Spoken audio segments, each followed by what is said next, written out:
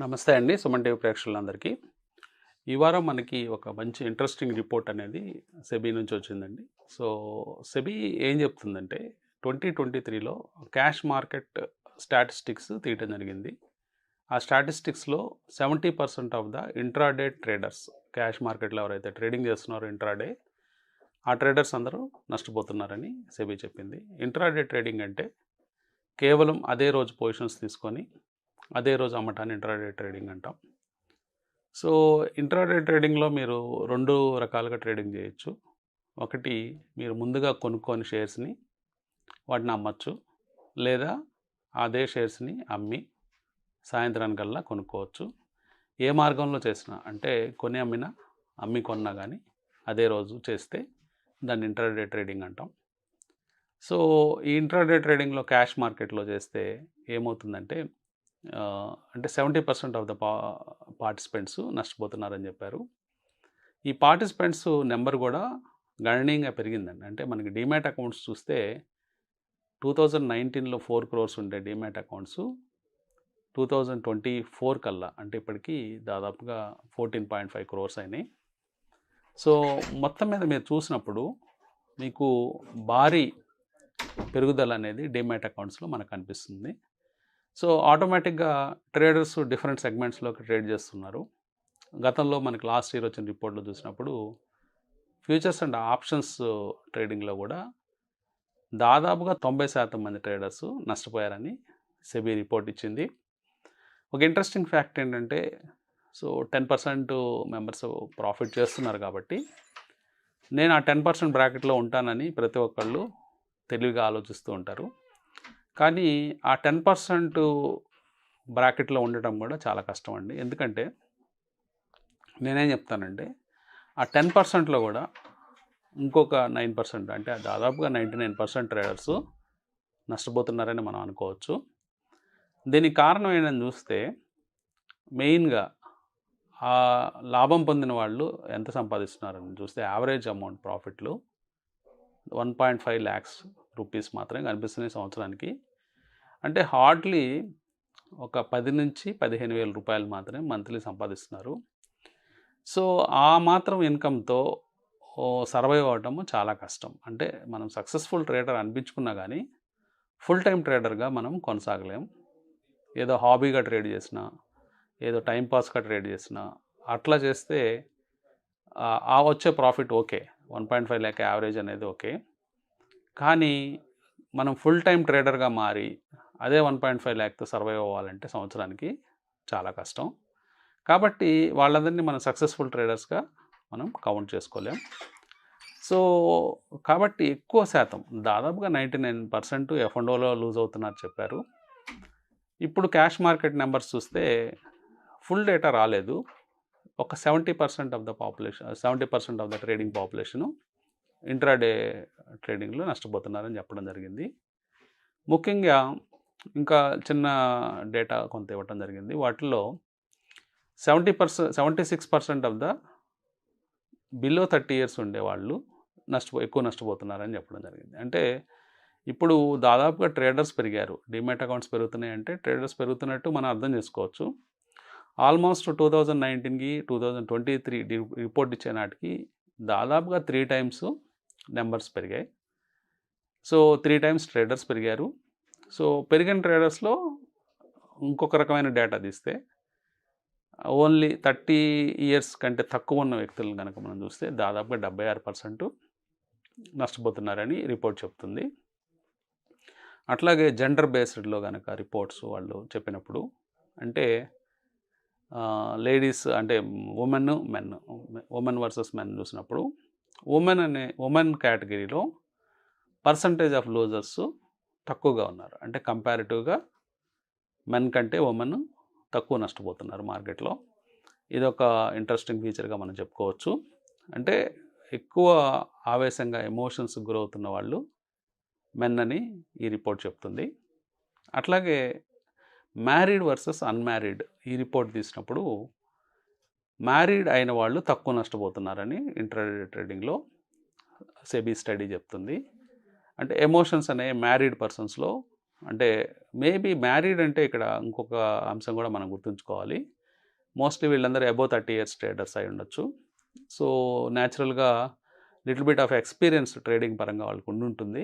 అంటే ఏజ్ పరంగా మనం చూసినప్పుడు ఆల్ అబోవ్ 30 ఇయర్స్ అబోవ్ ఉన్న పీపుల్ అందరినీ మనం కంబైన్డ్గా చూసినప్పుడు ఎక్కువ వాళ్ళు 40లు 35లు 50లు ఉన్న వాళ్ళందరినీ ఒకే దాంట్లో కట్టేస్తారు, ఒకే దాంట్లో క్లబ్ చేస్తారు కాబట్టి అక్కడ ఎక్కువ ఎక్స్పీరియన్స్డ్ ఉండొచ్చు. అందువల్ల ఆ నెంబరు ఎక్కువ సక్సెస్ఫుల్ ట్రేడర్స్ మ్యారీడ్ పర్సన్స్లో ఉందని చెప్తున్నారు. అదిగాక మనం ఇందాక చెప్పుకున్న డేటా పాయింట్ 76% లూజర్స్ అంటే ఉన్నారు 30 ఇయర్స్ బిలో, అంటే ఎక్కువ మందికి మ్యారేజ్ అయి ఉండదు. సో వాళ్ళందరూ అన్మ్యారీడ్ కేటగిరీలోకి వస్తారు కాబట్టి సో ఆ విధంగా కనిపిస్తుంది, అంటే తక్కువ ఎక్స్పీరియన్స్ ఉన్నట్టు కనిపిస్తుంది.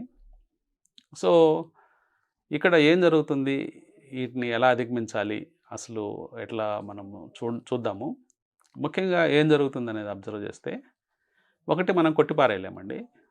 మార్కెట్స్ గత కొన్ని నెలల నుంచి స్టడీగా పెరుగుతున్నట్టు మీకు కనిపిస్తాయి.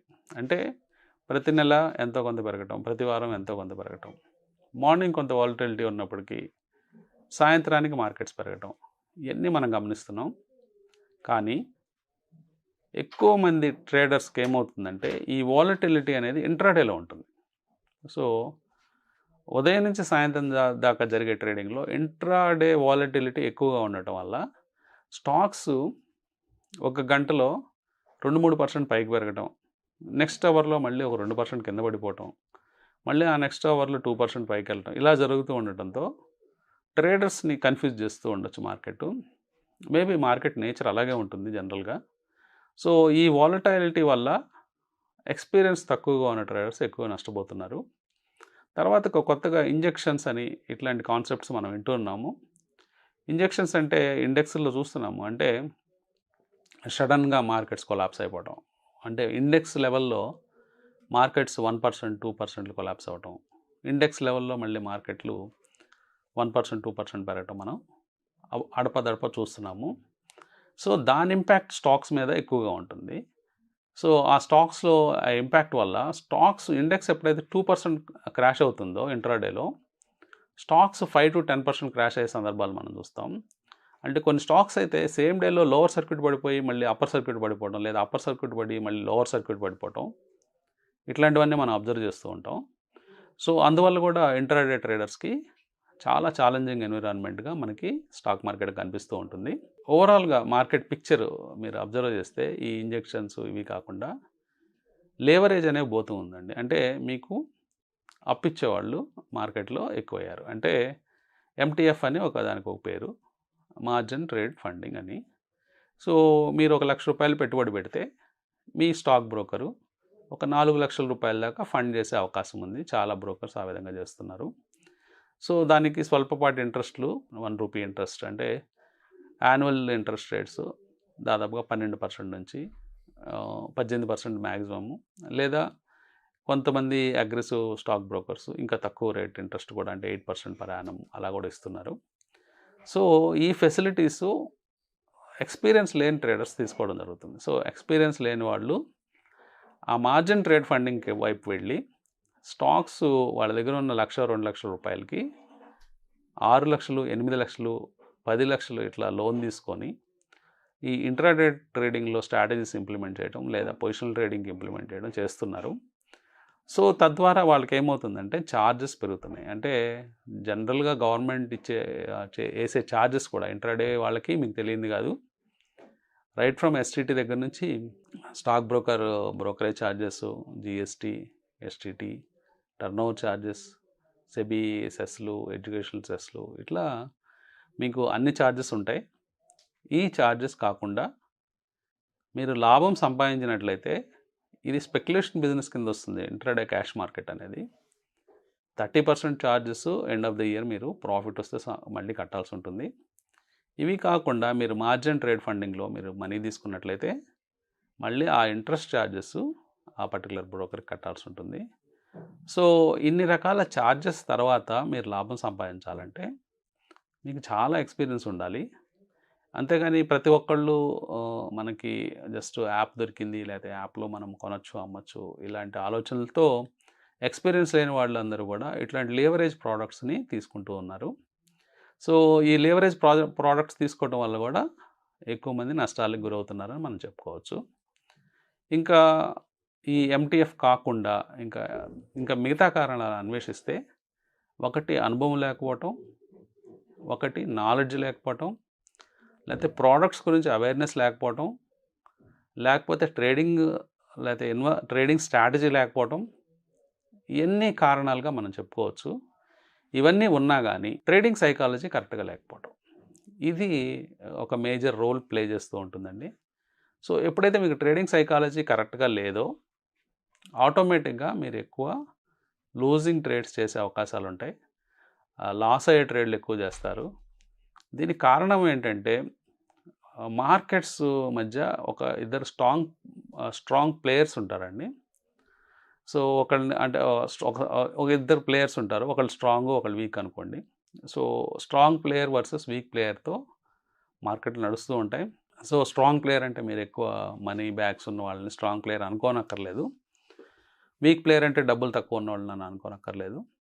సో స్ట్రాంగ్ ప్లేయర్కి వీక్ ప్లేయర్కి తేడా ఏంటంటే, స్ట్రాంగ్ ప్లేయర్ దగ్గర ఇర్రెస్పెక్టివ్ ఆఫ్ మనీ తన దగ్గర పేషెన్స్ ఉంటుంది, తర్వాత తన దగ్గర ఒక స్ట్రాటజీ ఉంటుంది, తన దగ్గర ఒక ఎమోషనల్ బ్యాలెన్స్ ఉంటుంది.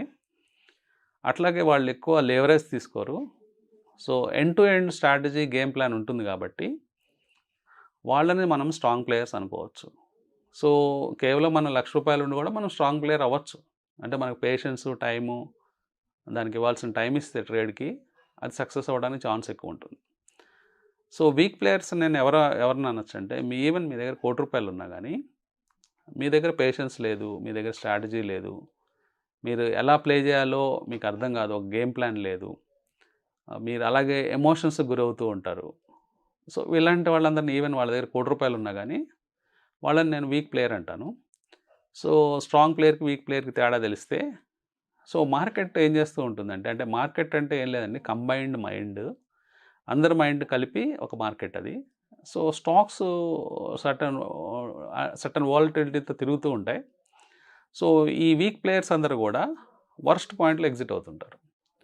స్ట్రాంగ్ ప్లేయర్స్ వర్స్ట్ పాయింట్లో కూడా కూర్చొని, అంటే వాళ్ళకి ఈవెన్ వాళ్ళు బుక్స్లో లాస్ చూపించినా కానీ ఒక పేషెన్స్తో ఒక గేమ్ ప్లాన్తో ఉంటారు కాబట్టి ఎక్కడ కట్ చేయాలో తెలుసు. నిజంగా సీరియస్గా మార్కెట్ పడుతుందా, లేదా మార్కెట్లో ఊరికనే వీక్ ప్లేయర్స్ని బయటకు దోసేయడానికి మార్కెట్ పడుతుందా, ఈ రెండు అంశాలని చాలా కేర్ఫుల్గా వాచ్ చేయాలండి ప్లేయర్స్.